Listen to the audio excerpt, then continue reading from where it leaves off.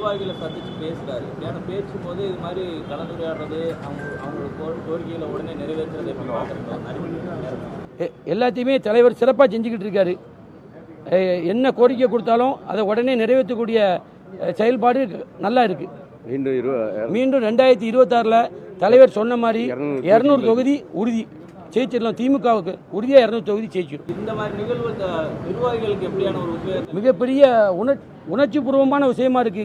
எல்லா கழக தொண்டரும் நேற்று நடந்த நிகழ்ச்சியை பார்த்துட்டு இன்னைக்கு நடந்த நிகழ்ச்சியும் பார்த்துட்டு உணவுபூர்வமாக என்கிட்ட ஃபோனில் பேசி ரொம்ப சந்தோஷமாக இருக்காங்க. தென்காசி மாவட்டம் ஆலங்குளம் சட்டமன்ற தொகுதி ஆலங்குளம் தெற்கு ஒன்றிய பொறுப்பாளராக வழக்கறிஞர் ஆகிய நான் சிவகுமார் தொடர்ந்து பணியாற்றி வருகிறேன்.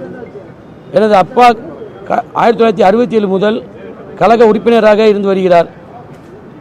நான் நேற்று உடன்பிறப்பு வா நிகழ்ச்சியில் ஆலங்குளம் சட்டமன்ற தொகுதி பேரூர் கழக செயலாளர்கள் ஒன்றிய செயலாளர்கள் கலந்து கொண்ட நிகழ்வில் நானும் தலைவரை சந்திக்கும் வாய்ப்பு கிடைத்தது.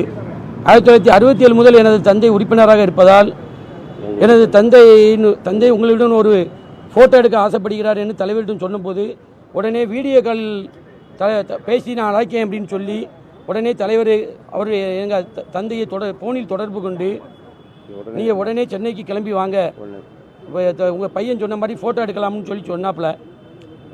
அதே மாதிரி இன்றைக்கி சொன்ன சொல்லை காப்பாற்றிய அடிமட்ட தொண்டனின் உணர்வை புரிந்து கொண்டு ஒரு வாய்ப்பு வழங்கிய கழக தலைவருக்கு எனது நன்றியை தெரிவித்துக் கொள்கிறேன். இன்றைக்கி சொன்ன மாதிரியே எங்கள் தலைவர் கூப்பிட்டு எங்கள் அப்பா எங்கள் அண்ணன் எங்கள் எல்லாத்தையும் கூப்பிட்டு ஃபேமிலி குடும்பத்தை பற்றி விசாரித்து கட்சி நிலவரத்தை பற்றி விசாரித்து மிக அருமையாக எங்களிடம் கலந்துரையாடினார். இப்படி ஒரு வாய்ப்பு தலைவர் கொடுத்ததுக்கு மிக பெருமைப்படுகிறோம். எல்லா அடிமட்ட தொண்டனும் என்னை போல ஒரு உணர்வு உள்ள கட்சிக்காரனுக்கு மிகப்பெரிய வரப்பிரசாதமாக இருக்கு. மிகப்பெரிய சந்தோஷத்தை கொடுத்துருக்கு.